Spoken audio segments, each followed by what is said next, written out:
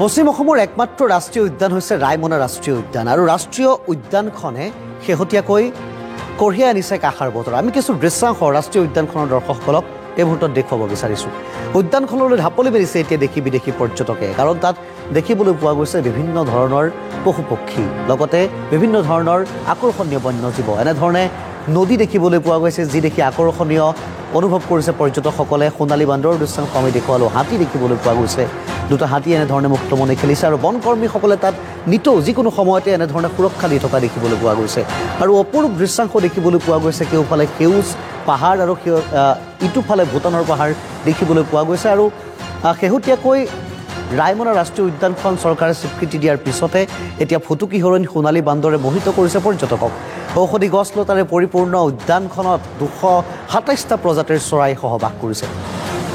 ৰাষ্ট্ৰীয় উদ্যানখনলৈ বছৰি আহে বহু সংখ্যক বিদেশী পৰ্যটকো। পৰ্যটকৰ সুবিধাৰ্থে বিশুদ্ধ পানী, শৌচাগাৰ, প্ৰস্ৰাৱগাৰৰ ব্যৱস্থা কৰাৰো আহ্বান জনাইছে প্ৰকৃতিপ্ৰেমীয়ে। পৰ্যাপ্ত জীপ চাফাৰীৰ ব্যৱস্থাৰো প্ৰয়োজন আছে বুলি প্ৰকাশ কৰিছে উদ্যান কৰ্তৃপক্ষই। ৰাষ্ট্ৰীয় উদ্যানখন বিশ্বৰ দৰবাৰত নিবলৈ সকলো আগুৱাই অহাৰো আহ্বান জনাইছে। আৰু এই সন্দৰ্ভত গোসাইগাঁৱৰ পৰা আমাৰ সাংবাদিক গোপাল চন্দ্ৰ ৰায়ৰ এক প্ৰতিবেদন আগবঢ়াইছোঁ। হয়, পৰ্যটকৰ বাবে মূল আকৰ্ষণৰ কেন্দ্ৰবিন্দু হৈছে ৰায়মনা ৰাষ্ট্ৰীয় উদ্যান। যি ৰায়মনা ৰাষ্ট্ৰীয় উদ্যানক লৈ আজি আমি NKTVৰ ফালৰ পৰা এক বিশেষ প্ৰতিবেদন দেখুৱাম। মই বৰ্তমান উপস্থিত আছোঁ, মোৰ সহযোগী দেখুৱাই আছে। আচলতে ইয়াৰ ৰায়মনা ৰাষ্ট্ৰীয় উদ্যানৰ মূল পথ, বিশেষকৈ ৰায়মনা ৰাষ্ট্ৰীয় উদ্যানৰ 4টা ৰেঞ্জত বিভক্ত। আৰু মই যিটো ৰেঞ্জৰ মূল পথত আছোঁ, এয়া হ'ল চেন্ট্ৰেল ৰেঞ্জ হয়। ইয়াত যদি পৰ্যটকে আহিব বিচাৰে, ইয়াৰ যি প্ৰকৃতিৰ যি মনোৰমা দৃশ্য, বিশেষকৈ ভাৰত ভূটান সীমান্তৰ ভূটানৰ এক প্ৰাকৃতিক পৰিৱেশ, লগতে কিন্তু ৰায়মনা ৰাষ্ট্ৰীয় উদ্যানৰ পৰিৱেশ, বিশেষকৈ বিভিন্ন প্ৰজাতিৰ পখিলা আৰু আপোনাৰ ইতিমধ্যে দেখিবলৈ পাইছে। আৰু সোণালী বান্দৰৰ বাবে ৰায়মনা ৰাষ্ট্ৰীয় উদ্যান বিখ্যাত। আমি আজি মোৰ লগত বন বিষয়াসকল আছে, আচলতে বন বিষয়াসকলৰ পৰা জানিবলৈ যত্ন কৰিম আচলতে ৰায়মনা ৰাষ্ট্ৰীয় উদ্যানক লৈ কেনেধৰণৰ সুবিধা আছে পৰ্যটকৰ বাবে, আৰু ইয়াত বছৰি আয় কেনেকুৱা ধৰণৰ হৈ আছে ৰায়মনা ৰাষ্ট্ৰীয় উদ্যান। বিশেষকৈ 2021 চনৰ জুনৰ দিনা কিন্তু ৰায়মনা ৰাষ্ট্ৰীয় উদ্যান ঘোষণা হৈছিল। দাদা, কি ক'ব, ৰায়মনা ৰাষ্ট্ৰীয় উদ্যান আহিবলৈ পৰ্যটকৰ কেনেধৰণৰ সুবিধা আছে? হয়, এই ৰায়মনা ৰাষ্ট্ৰীয় উদ্যানত আহিবলৈ আমাৰ যিটো মুখ্য দুৱাৰ চেন্ট্ৰেল ৰেঞ্জৰ পৰা সোমাবৰ কাৰণে ইয়াতে থকা লোৱাৰ কাৰণে এটা প্ৰাইভেট ৰিজৰ্টো আছে, তাতে থাকিব পাৰিব। তাৰ পৰা জিপচি চাফাৰী এভেইলেবল আছে। এনে ভিতৰত আমাৰ বিশেষকৈ স্পেচিয়েলি গোল্ডেন লেংগুৰটো বিখ্যাত আমাৰ ইয়াৰ কাৰণে।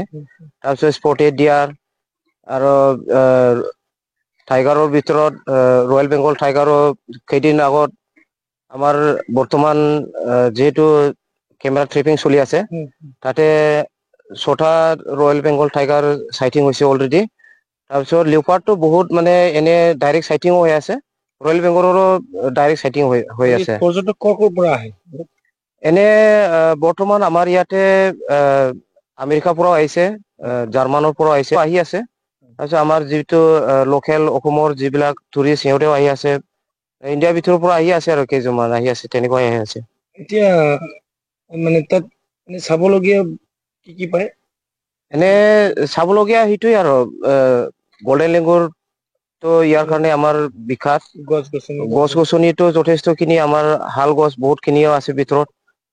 Dance forest. ৰাষ্ট্ৰীয় উদ্যান হোৱাৰ পিছত কিবা জীৱ জন্তু বাঢ়িছে নে? নিশ্চয় বাঢ়িছে, বহুতখিনি বাঢ়িছে।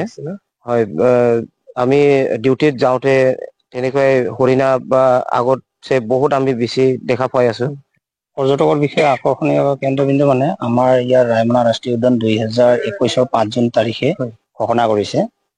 তাৰ পিছৰে পৰা দেশী বিদেশী পৰ্যটক ইয়াত আহিছে, আৰু আমাৰ ইয়াত যিখিনি পৰ্যটকে আহিছে ভিতৰত যথেষ্টখিনি জীৱ জন্তু দেখিবলৈ পায়। এইখিনি আৰু মই।